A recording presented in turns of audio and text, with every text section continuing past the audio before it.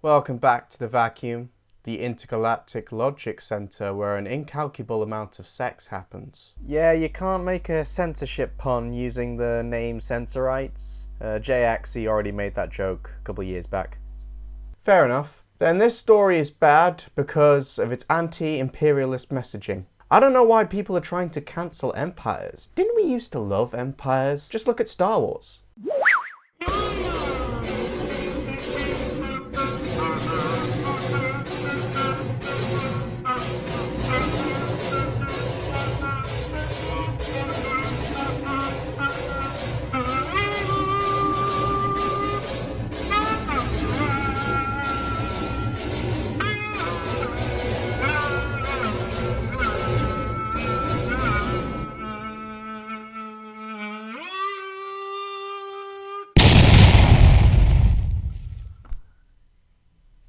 So going through general fan base's reception to this, when any of them could be bothered to remember it, it strikes me as if the first two parts are pretty well liked, and then later on it just divulged into much less watchable material. That's something of a pattern with Peter Newman's stories. However, like with Unearthly Child, I feel compelled to defend the latter parts of this out of a purely pretentious desire. There are some interesting political implications of some of this.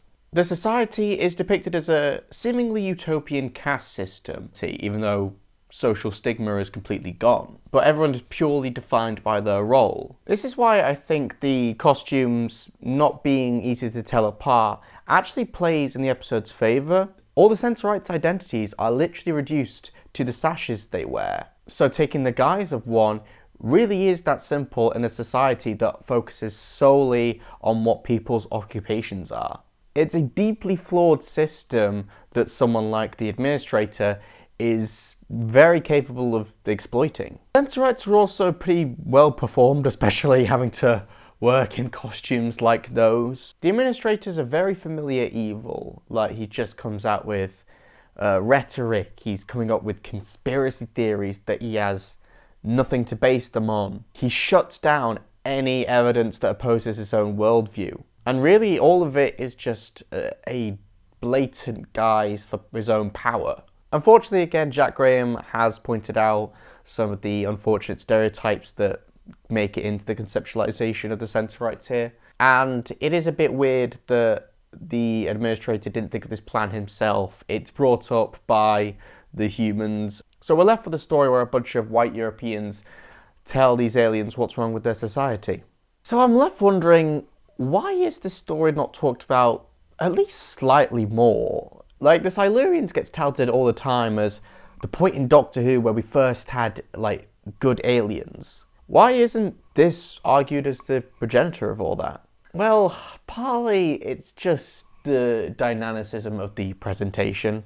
That Pertwee story was 7 years into the programme. This is year one, and you can tell. I had a discussion recently with someone on Twitter about Classic Who's pacing and how it's actually totally better than the new series because we get to world build more and soak in the atmosphere a bit more. Sorry, no. There are scenes in this you could outright trim. Test the impulse circuits. Ready to receive power. Here is the firing key. Beam the disintegrator to the reception room at the Palace of the Elders. Ready. 3 places have been assigned to the Earth creatures. Horizontal lines 4, 7 and 9. 9. The vertical positions. XA2. XA2.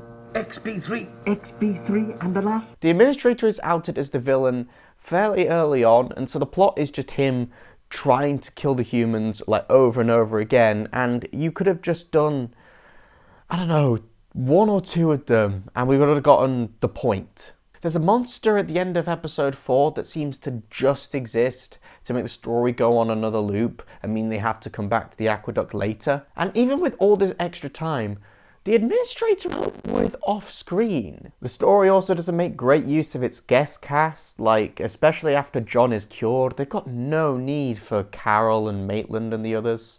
Even 2 years later, they'll learn to tell stories like this at a much quicker rate. Last month was pretty good for the channel overall, although some people haven't had our luck. It was about kids hiding behind the settee from Daleks and Cybermen, CyberPeople. But now they're going to be hiding behind the settee because the Doctor's chasing them in a predatory way.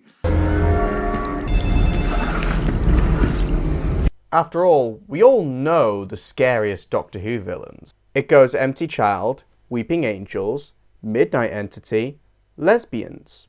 In fact, Legend of the Sea Devils makes so much more sense as a horror story, with Yaz and the Doctor as the main villains. Now there's a redemptive reading. And I should probably bring up the Susan stuff, which, on the one hand, is some of the best material Caroline Ford has gotten so far.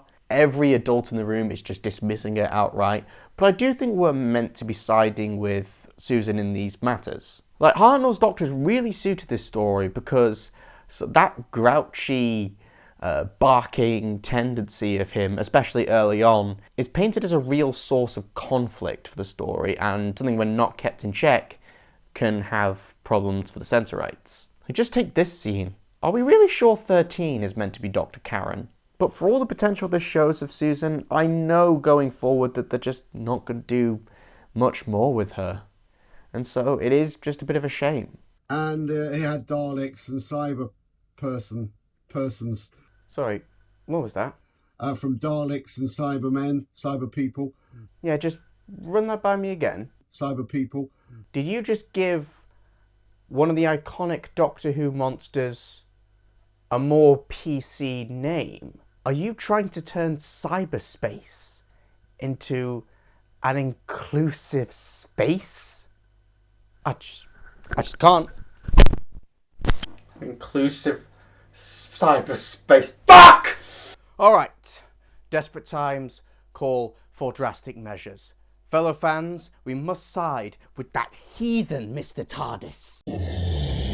We need to join his example and send complaints to Ofcom about these fucking traitors. We'll just say it's about the hate speech because for some reason they might think that's more important than Doctor Who. There'll be a link in the description, as well as an example of what you can write, all there if you need it. And I do implore you to take this action because these men, and it is certainly men, they've already been through so much. Isolated from home and from light, in the ruins of a collapsed society, forced through body horror and one of the most appalling existences imaginable, so traumatizing that even some of the best writers in Doctor Who history have only been able to offer us mere glimpses of it. The last thing they need is to be cucked! Thanks for watching, everyone. Please do actually send those complaints into Ofcom. I know it's been a couple of weeks back, but you know, it doesn't get any less horrifying with time. Please also like, share, comment, and just take care of yourselves.